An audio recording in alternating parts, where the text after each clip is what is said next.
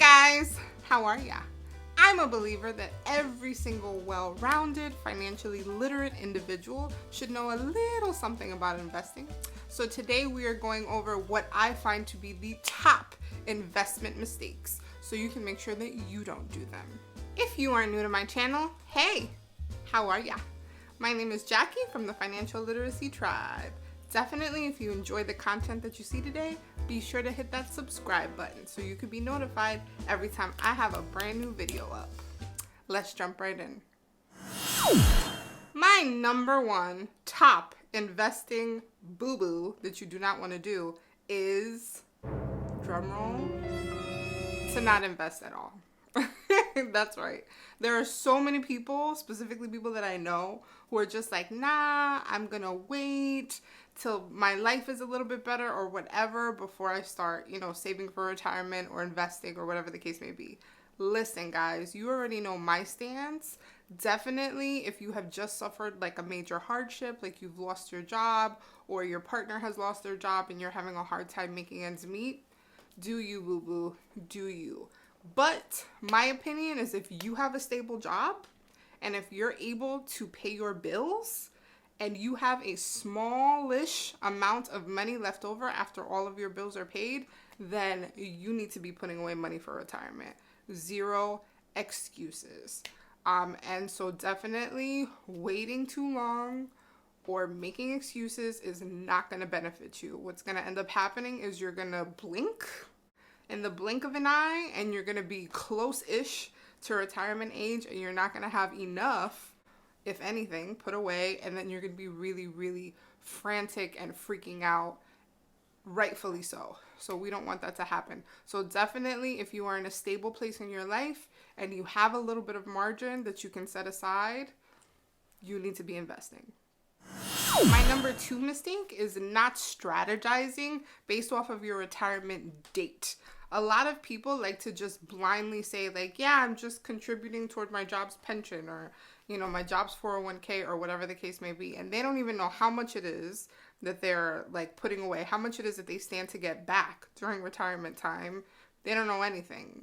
What year they plan on retiring, they don't know anything. So be sure to be clear on when it is that you plan on retiring and also strategize your contributions based off of how much time you have. Obviously, if you're on the younger side, 20s, 30s, early 30s, mid 30s, you have a little bit of time. You can definitely play catch up if you haven't been putting anything away in terms of contributions as of yet. But definitely as you approach your late 30s and your 40s, that time tends to run out. So you want to be sure that you're being strategic about how much it is that you're putting away. Definitely if you're closer to retirement age, and you have not been contributing up to this point, you're going to have to put away a lot more than somebody who's starting off in their 20s or their early 30s, just because you don't have as much time. So just be sure to factor in the time. And they actually even have target date like funds and different funds that are specific to what date it is that you want to retire. And so that's something that you may want to look into as well. My next mistake is kind of akin to the last one that I was talking about, and it just is not putting enough away. And again, I know so many people who just blindly contribute to their job's 401k, but have no idea what their target is. They have no idea how much it is ultimately that they want to save up by the time they're retirement age. So my question to you is, are you putting enough away, right?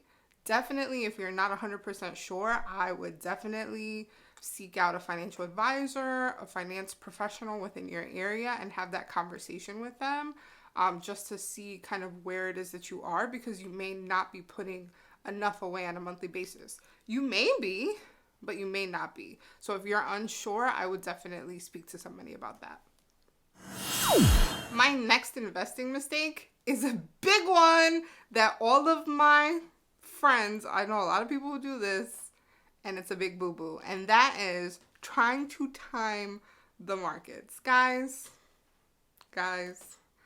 unless you have a crystal ball, hear me, unless your name is Miss Cleo and you have a crystal ball and you can tell me the future, which actually not even, because if you could tell me the future, why wouldn't you just guess like lottery numbers and then you'd be rich and then you wouldn't have to put money away in the markets?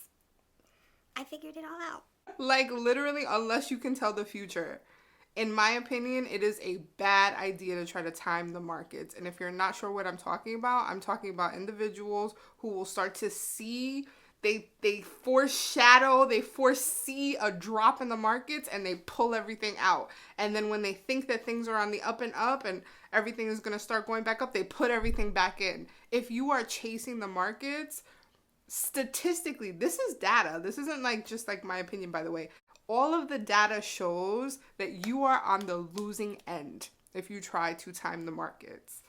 The winners are the ones who are just consistently contributing, consistently, regardless of what's happening in terms of like world events and current events or whatever. Because in that long term, that's where you're going to make your money. There's always going to be dips.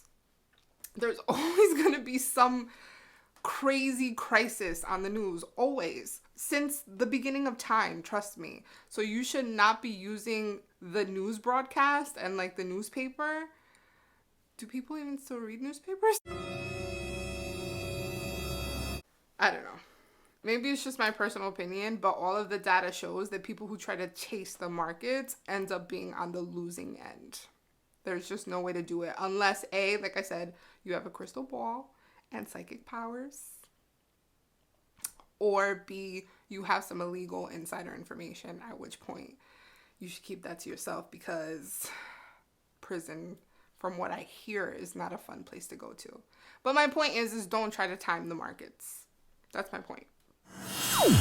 My next investment boo-boo is not doing your research before investing in a specific company or organization. This is also a big one, just because I feel like naturally we as humans are so like inclined to believe everything that goes around in terms of word of mouth.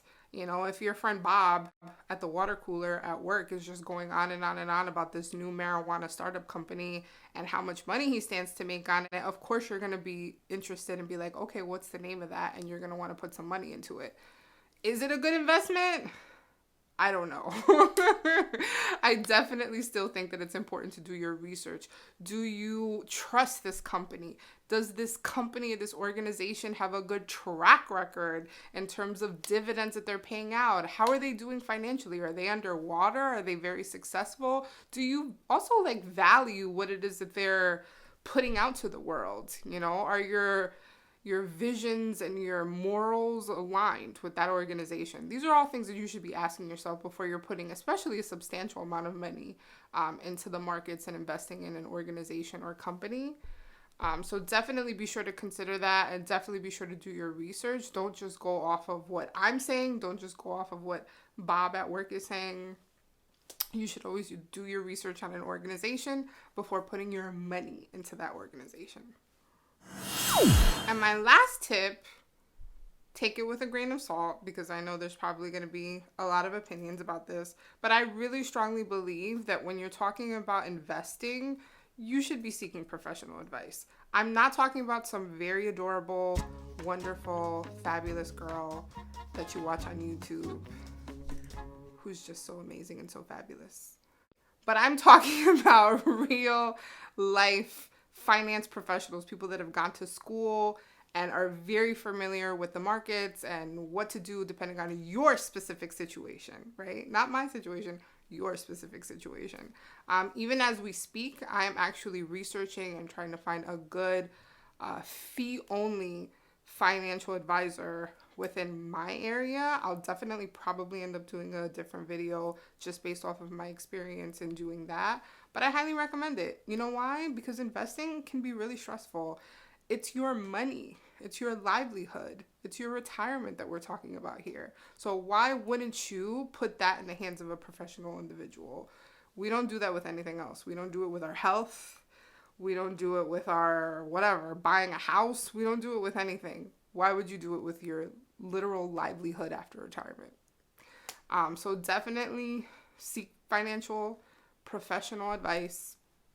Seek a finance professional within your area and talk to them in terms of investing, especially before putting a substantial amount of money in one direction or the other. you always want to talk to a professional. And guys, that was pretty much it. I hope that you enjoyed today's video. Certainly if you did, don't forget to hit that like button and don't forget to subscribe if you are not currently subscribed to my channel, so that way you can be part of my family officially.